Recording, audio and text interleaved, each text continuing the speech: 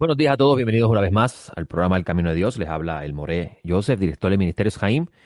Y le doy gracias al Dios de Abraham, al Dios de Isaac, al Dios de Jacob, al Dios y Padre de nuestro Señor Yeshua el Mesías, que nos ha concedido la oportunidad de estar una vez más con ustedes aquí en PAB 550 en el programa El Camino de Dios, programa que llega a ustedes de parte del Ministerio Jaim, el Ministerio del Árbol de las Vidas. Hoy nos encontramos en el día 2 del mes de agosto, que equivale al día 19 del mes de Ab. Ya comenzó el primer día de la semana.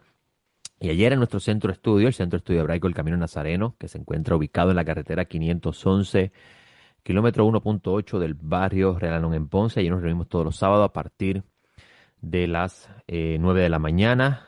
Si usted desea alguna vez visitarnos, llegando al centro comercial Plaza Relalón, en esta carretera 511, en el segundo edificio a la izquierda, ahí está pintado ese edificio de blanco y gris, dando para la parte de atrás, específicamente el lado lateral derecho. Hay una entrada con una cortina azul, ahí usted puede encontrar nuestro centro de estudio. Allí le vamos a estar recibiendo con mucha cordialidad. Ayer en nuestro centro de estudio estuvimos estudiando la sección o leímos la sección de la Torá titulada Ekef. Ekef se traduce como consecuencia. Esto se encuentra en Deuteronomio capítulo 7, versículo 12 al 11:25 en la Haftará, la sección que en ocasiones se remonta a los profetas. eh, Leemos Isaías 49:14 al 51:13. En los escritos nazarenos leemos Mateo 16:13, 20. Una vez me preguntaron qué es la Haftará y por qué se lee una sección, además de la sección de la Torá, ahora en el ciclo anual. Y la historia se remonta en la época previa a la revuelta macabea. En el reino de los Seleucida, esta figura de quien se habla en el libro de Daniel, el cuernito del capítulo 7 de Daniel, llamado Antíoco el cuarto, si no me equivoco. Él se autoproclamó Dios encarnado, por eso es que le decían Antíoco Epifanes. Algo típico de los reyes del mundo antiguo, que se creían una divinidad encarnada. Él prohibió la lectura o el que el pueblo de Israel estuviese envuelto en la Torá. Prohibió la observancia del Shabbat, prohibió los días solemnes, o sea, no solamente el Shabbat, sino los demás días solemnes del calendario. Eh, Cambió el calendario, o sea que en otras palabras el calendario que observaba el pueblo de Israel fue prohibido. A la misma vez prohibió la circuncisión y prohibió la lectura o el estudio de la Torá. Y como consecuencia de esto nace lo que se conoce como la Haftará. Los sabios antiguos, específicamente los soferim, los escribas, seleccionaron porciones de los profetas y escritos relacionados que pudiesen conectarse con la sección de la Torá de esa de lectura. Por eso es que usted va a ver que luego de la sección de la Torá que se lee una sección de los profetas. Esto fue mucho tiempo antes de Yeshua, mucho antes de la aparición del Mesías. Y usted va a encontrar en Lucas, por ejemplo, que Yeshua está en una sinagoga y está allí leyendo una sección de los profetas. El texto, cuando usted lo lee a simple vista, pensaría que él está seleccionando una porción específica del texto para leer delante de todas las personas. Pero, sin embargo, cuando conoce esta historia, que es parte de la historia del pueblo de Israel, usted va a hacer una conexión, va a encontrar una conexión de lo que él está haciendo con esta historia o este relato que le estoy compartiendo a ustedes en este programa. Antíoco no les prohíbe, o el gobierno seleucida no le prohíbe a los judíos leer, hacer lectura de los profetas, porque lo que estaba prohibido era lo que hacía a ellos preservar la identidad judía.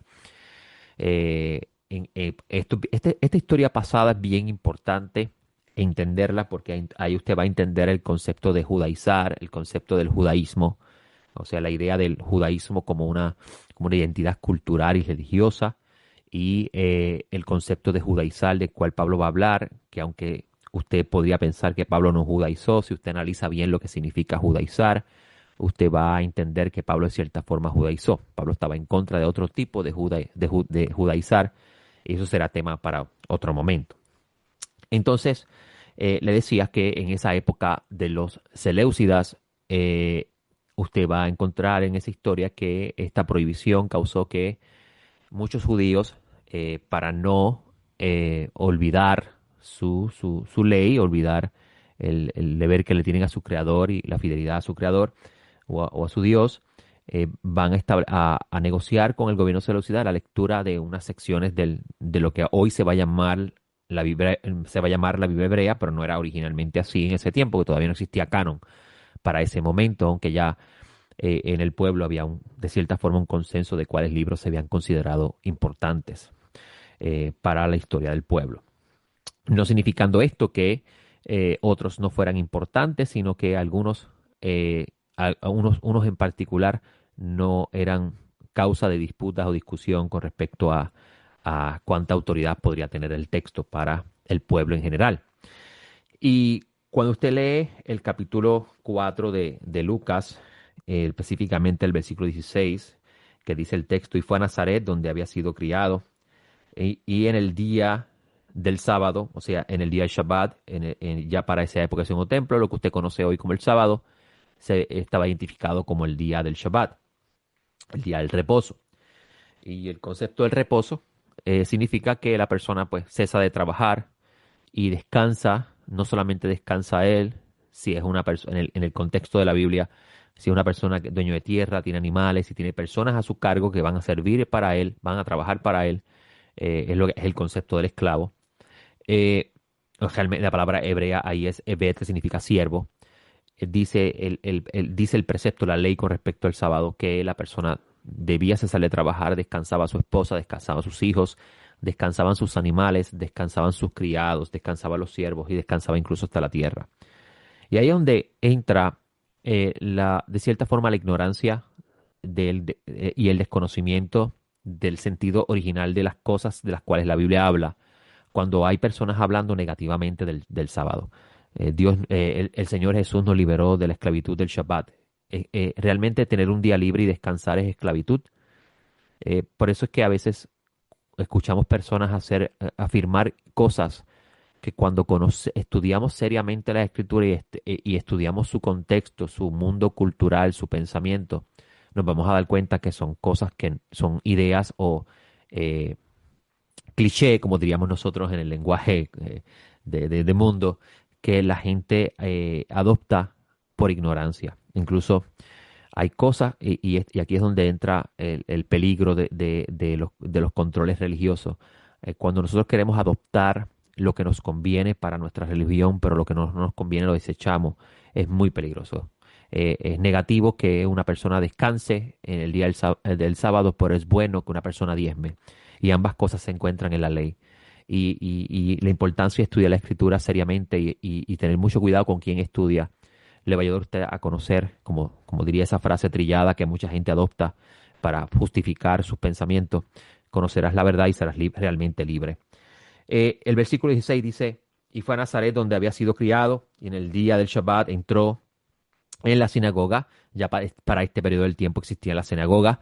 Las sinagogas eran como pequeños santuarios, pequeños lugares donde la gente iba a escuchar la palabra de Dios, a escuchar la Torá y a escuchar a la persona explicar el mensaje, traer un sermón de cierta forma del mensaje, del texto que se estaba leyendo.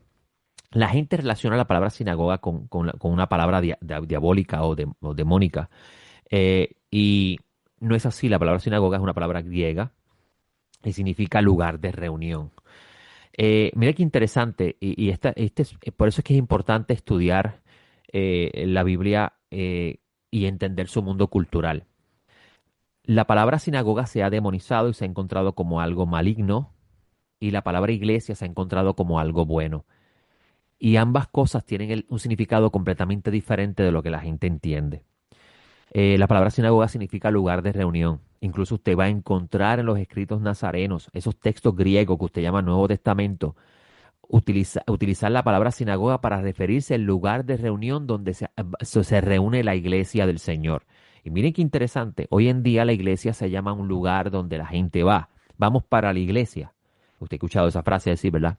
Pero en el mundo del Nuevo Testamento, o en el mundo de los escritos nazarenos, la palabra iglesia se refiere a la congregación, un grupo de personas que pertenecen y son parte de una identidad religiosa a una identidad cultural. Eso es bien importante conocerlo en su contexto. Por eso es que cuando usted va lee a Pablo cuando habla de la iglesia del Señor, él no está hablando de un lugar en particular, está hablando de este componente, de esta, incluso es una palabra griega que se llama kajal, que se llama congregación, grupos de personas que se identifican con una fe, con un camino. Y la palabra sinagoga es el lugar donde se reúne ese grupo de personas que se identifican con esa fe, con ese camino. Y Yeshua entra a una sinagoga, o sea, entra a un lugar de reunión y mire qué interesante el versículo, conforme a su costumbre se levantó a leer. Quiere decir que él y continuó haciendo lo que hace todo judío en el tiempo de Jesús, seguir lo que el pueblo tradicionalmente ha observado por cientos de años. Y si usted hace un conteo del tiempo donde ocurrió el suceso de la historia de que Daniel va a hablar, que va a hablar el libro de los Macabeos también, que no lo tenemos en la Biblia, pero es importante leerlo porque nos va a hablar de una historia que nosotros no lo tenemos en la Biblia y si no lo conocemos no vamos a entender muchas cosas que de las cuales se hablan en el Nuevo Testamento. Flavio Josefo habla sobre este periodo del tiempo también y las cosas que sucedieron desde el punto de vista de lo que él investigó o quiso transmitir. Y entonces cuando lees este versículo que dice, conforme a su costumbre se levantó a leer, pues debemos preguntarnos cuál costumbre y cuándo surgió esta costumbre. Y pues ya sabemos que tenemos que primero investigar cuándo surgió la sinagoga. Esa es la primera pregunta que debemos hacernos, porque si vamos al tiempo del rey David, al tiempo de los hebreos, de los israelitas antes del exilio de Babilonia, la sinagoga no existía. Fue en el periodo del Segundo Templo que nació el concepto de la sinagoga, o sea, un lugar donde personas van a escuchar la Torá. Hay una persona que es el maestro de la Torá, que es el que se sienta en la silla de Moisés, en otras palabras, y va a explicar el texto, va a dar un sermón, va a dar una enseñanza para fortalecer la fe de las personas que están allí presentes, incluso van a hablar de las leyes que están allí establecidas, reveladas por el Creador a Moisés, y cómo deben observarse y aplicarse en la vida diaria. Y también se leía una sección que se conoce como la Haftará hoy en día, es como decir, una porción conectada a la Torah, una lectura que se va a conectar con la lectura de la semana. Y cuando le entregaron el rollo del profeta Isaías, que así dice el versículo 17, usted debe preguntarse por qué le entregan el rollo del profeta Isaías. En ningún lugar el texto dice que, que él lo pidió. Cualquier persona diría, lo que pasa es que él va a leer un texto para decir que se cumple la profecía ese mismo día. Y por eso, consiguiente, él pidió el rollo del texto de Isaías. No, no funcionaba así en el mundo de la sinagoga y tampoco funciona así en el día de hoy. Se le pasa a la persona la lectura que debe hacerse ese día, que corresponde a ese día. Y la persona va a abrir el rollo y va a hacer la lectura que corresponde a ese día. Y por eso es que usted va a encontrar el versículo 17 que dice, y le fue entregado el rollo del profeta Isaías, y habiendo desarrollado el volumen, porque antes no existían las Biblias como usted y yo las tenemos hoy, eran rollos o pergaminos, dice el texto, y habiendo desarrollado el volumen, halló el lugar donde estaba escrito, el Espíritu del Señor está sobre mí, porque me ungió para evangelizar. Evangelizar significa dar a conocer a los pobres. Me ha enviado a proclamar libertad a los cautivos y restauración de vista a los ciegos, a enviar en libertad a los oprimidos y a proclamar el año favorable del Señor.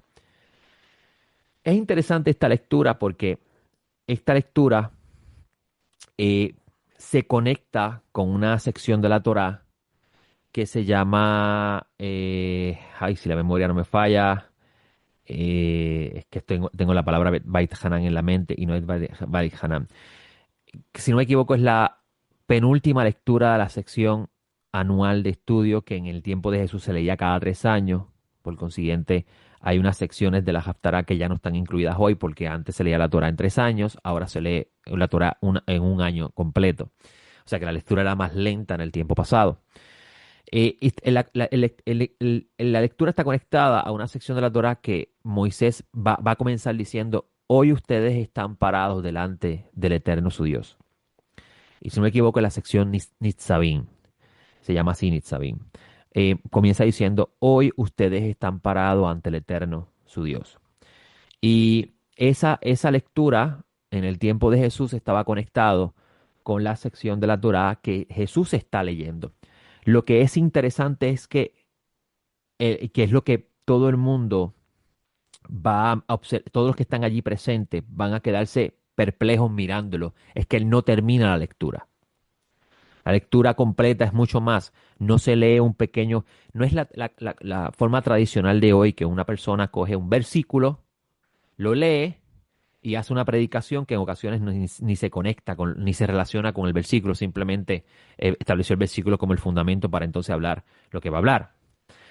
En el mundo de Jesús no funcionaba así. En el mundo de Jesús se leía la lectura completa y después de leer la lectura completa, entonces venía el que hacía la lectura o otra persona, en la mayoría de los casos era el principal de la sinagoga, era el líder, la persona que estaba encargada de ese lugar, el que explicaba el texto, daba un sermón conectando ambas lecturas, la lectura de la Torah con la lectura de los profetas a la enseñanza que él quiere transmitir. Por eso es que el versículo 20 que dice, y habiendo envuelto el rollo, lo devolvió al asistente. El asistente es el que acompaña al principal de la sinagoga en el servicio de la sinagoga y se sentó. Y los ojos de todos en la sinagoga estaban fijos en él. ¿Por qué los ojos de todos estaban fijos en él? Porque él no terminó la lectura, porque él no la completó. Y uno debe preguntarse por qué no la completó. Claro, no la completó porque la lectura sigue de la siguiente forma, y este texto se encuentra en Isaías 61. Esa es la lectura que el Mesías está haciendo delante de la audiencia que está allí presente. Cuando usted lee Isaías 61, usted va a encontrar que la lectura continúa diciendo de la siguiente forma. Y el día de la venganza de nuestro Dios, a consolar a todos los que lloran, a comunicar alegría a los que lloran en Sión, dándoles hermosura en lugar de ceniza, y óleos de regocijo en lugar de lamento, y el manto de alabanza en lugar de pesadumbre, para que sean llamados árboles de justicia, plantados por el Eterno mismo, para que Él sea glorificado. Reconstruirán las ruinas antiguas, levantarán los viejos escombros, restaurarán las ciudades destruidas, los escombros de muchas generaciones. Y usted sigue leyendo, va a leer un mensaje de esperanza que va acompañado de eso que venía después de lo que él leyó y cesó de leer. Y es lo que dice el versículo 19 del capítulo 4, a proclamar el año favorable de Yud-Hei Vav-Hei, o sea, el Dios de Israel, el Eterno. Después de ese versículo viene y el día de la venganza de nuestro Dios. A partir de ese versículo en adelante, todo lo que usted va a leer va conectado con ese día. Los que están allí presentes se quedan asombrados, porque él no continúa leyendo. Y es como si pareciera que él está dando a conocer, diciendo en otras palabras, y obviamente esto sería una conjetura, diciendo en otras palabras, esta es la función que vengo a realizar. Esta otra función todavía no la voy a realizar. Y es interesante esto porque cuando tú lees el libro donde se está narrando este suceso, es el Evangelio de Lucas. El Evangelio de Lucas fue escrito para una persona llamada Teófilos.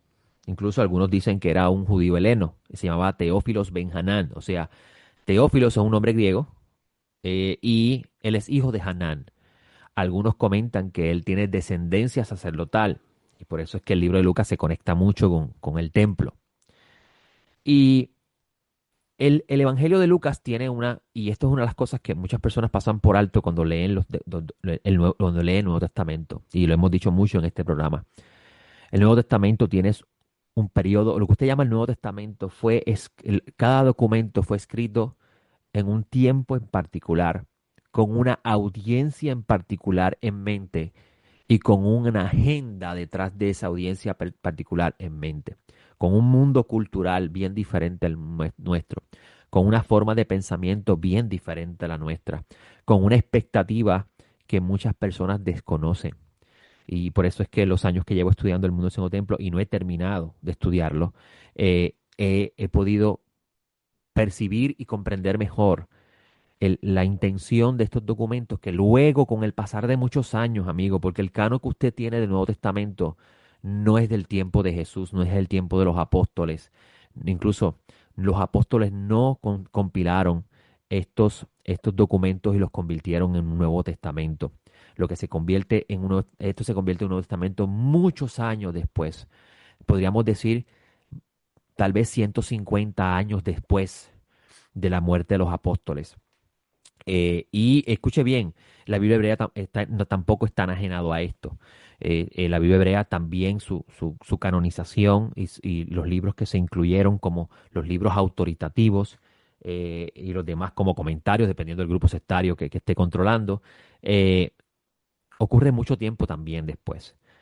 Y esto para mí es bien importante saberlo porque entonces usted va a poder leer con contexto y con un trasfondo en mente a la hora de poder entender lo que está sucediendo aquí. Y es que, como usted lee el Evangelio de Lucas, usted va a encontrar que el autor está escribiendo dos libros, parecieran ser dos libros, dos historias, pero es una historia en dos partes.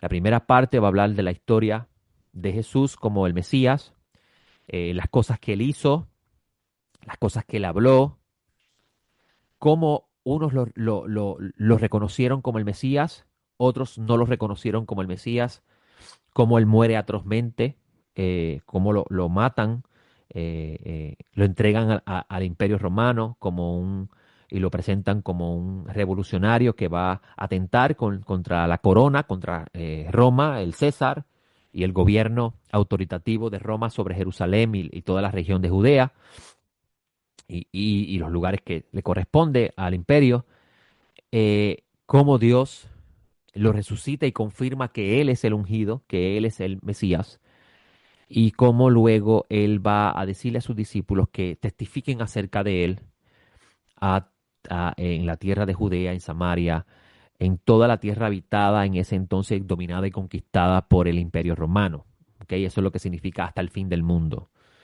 Hasta lo último de la tierra, donde muchas personas pueden, incluso a mí personalmente me han escrito, pero ya se sabía sobre la ruta la ruta de ruta de la seda que llega hasta más allá del Oriente.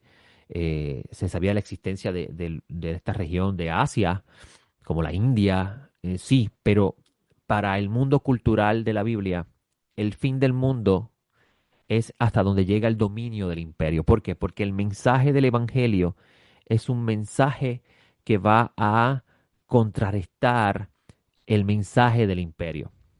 El imperio, en ese momento, que es el imperio romano, se autoproclama el imperio más poderoso, el que tiene poder para salvar, el que tiene control sobre la vida y la muerte, todas esas ideas que existían en el pensamiento donde está rodeado la Judea del mundo segundo templo, está detrás del mensaje que van a transmitir luego los discípulos a la audiencia judío-helena, que es la que está fuera de la tierra de Israel, y a la audiencia también gentil en el caso de Pablo de Tarso.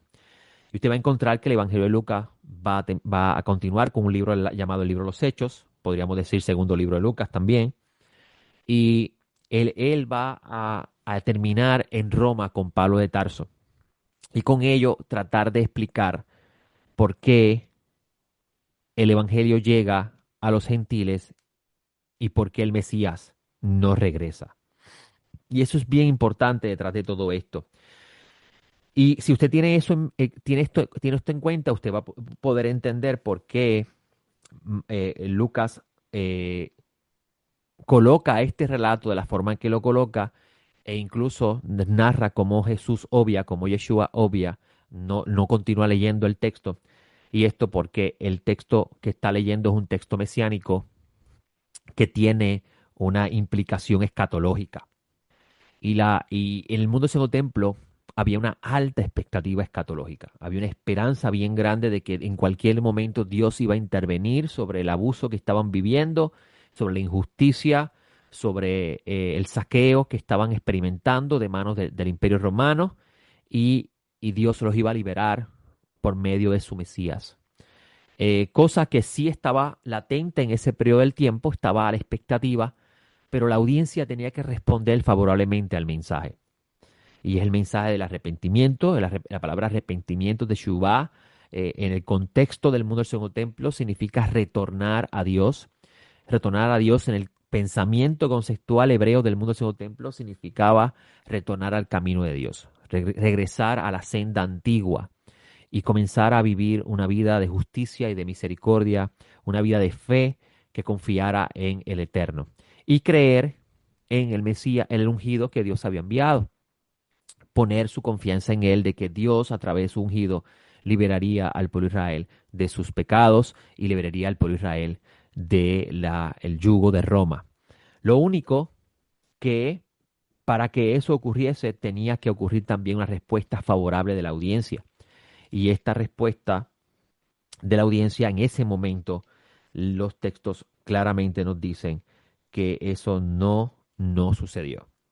Y por eso es que en este texto de la sinagoga que usted está leyendo, usted va a encontrar que todos los que están allí presentes se quedan bien pensativos, mirándolo a él, y él responde con, hoy se ha cumplido estas palabras delante de ustedes. Eh, Texto bien interesante. ¿Por qué? Porque hay una conexión con la sección Nitzavim que se lee en esa porción de ese periodo del tiempo y la relación que tiene el Mesías con esa porción. Y como le estaba diciendo, si usted toma en cuenta la lectura de los textos, teniendo en su mente o concibiendo el trasfondo, la intención de su autor, usted va a poder ver un libro muy diferente a lo que tradicionalmente usted está acostumbrado a leer. Tanto así que antes de terminar este evangelio, usted va a encontrar que Jesús se va a encontrar con una gente en el camino a Emaús, los cuales ellos están diciendo, nosotros pensábamos que él era el que iba a libertar a Israel. Esta es la expectativa mesiánica del mundo del segundo templo. Muchas personas podrían decirlo, los judíos no entendieron que Jesús no vino para eso, porque eso no es el plan de Dios con el Mesías. Amigo, si usted escucha eso hoy en día, estas son personas que están reinterpretando el mensaje original. ¿Por qué?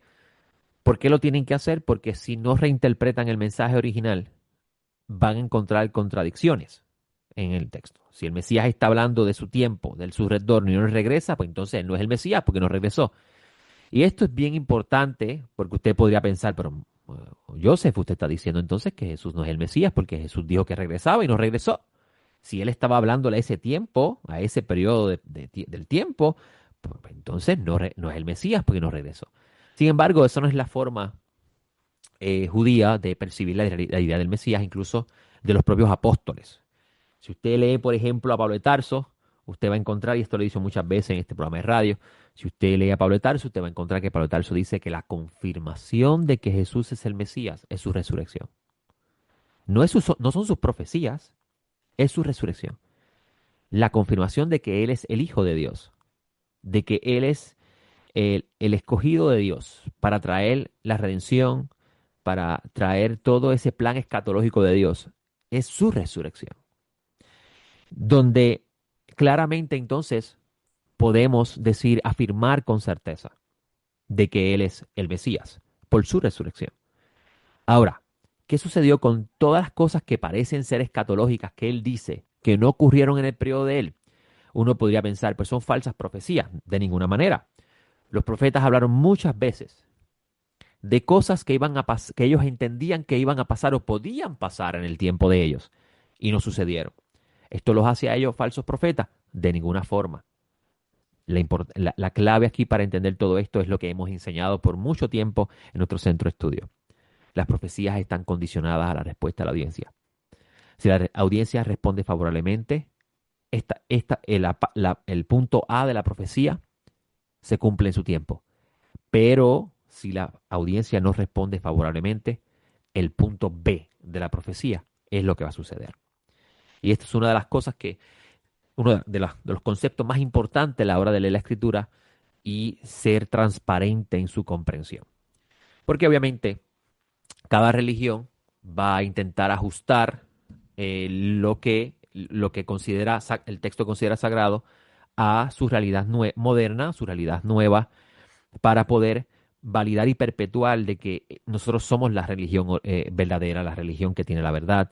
Y comienza el concepto de la reinterpretación para darle autoridad y entonces comienza también a envolverse desde dónde procede esa autoridad. Y por eso que usted va a encontrar, por ejemplo, en el cristianismo el concepto de la autoridad apostólica para validar la autoridad de la iglesia primaria que se forma de gentiles, que usted la va a conocer como la iglesia universal, la iglesia católica, y usted va a encontrar en el judaísmo la misma situación con el asunto del judaísmo rabínico, donde los rabinos van a empezar a validar su autoridad a través de Moisés, pero de una cadena interrumpida de maestros que aprendieron directamente de Moisés.